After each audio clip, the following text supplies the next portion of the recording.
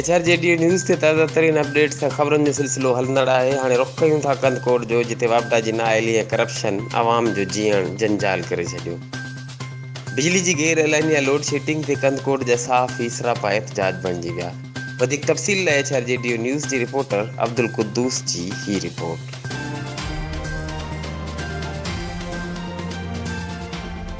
असां हिन वक़्तु मौजूदु आहियूं नेशनल प्रेस क्लब कंदकोट में।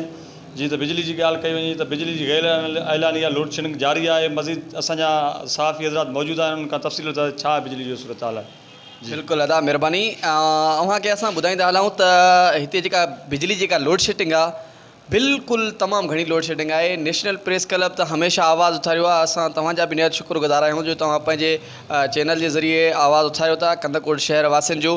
जेकॾहिं ॻाल्हि कयूं बिजली जी, जेका बिजली जी गैर एलानिया लोड शेडिंग आहे, एतिरी त लोड शेडिंग आहे जो अवाम बिल्कुलु बेदार थी चुको आहे।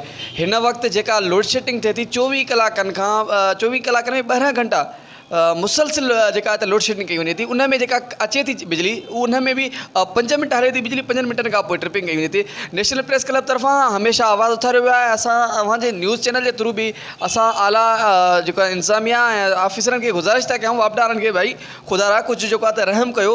शहरी आहिनि, इंसान ते कुझु रहम कयो। जेका बिजली जी लोड शेडिंग आहे ॿियनि मुख़्तलिफ़ शहरनि जी आहे, हिते बि उहा शेड्यूल ॾिनो वञे त बहितर थींदो त जेको अवाम बि तमामु मुश्किलात खां बची वेंदो। जी बिल्कुलु, तव्हां साफ़ी हज़रातुनि जूं ॻाल्हियूं ॿुधूं। बिजली जो गैर एलानिया लोड शेडिंग जारी आहे तव्हांजो हिते ग़रीब आवाम खे रिलीफ सहूलियत ॾिनी वञे। जी वॾी महिरबानी अब्दुल कुद्दूस कंदकोट मां असांखे अपडेट करण जी। कंदकोट में बिजली जी गैर एलानिया लोड शेडिंग ते कंदकोट जा साफ़ इसरापा एहतजाज बणिजी विया।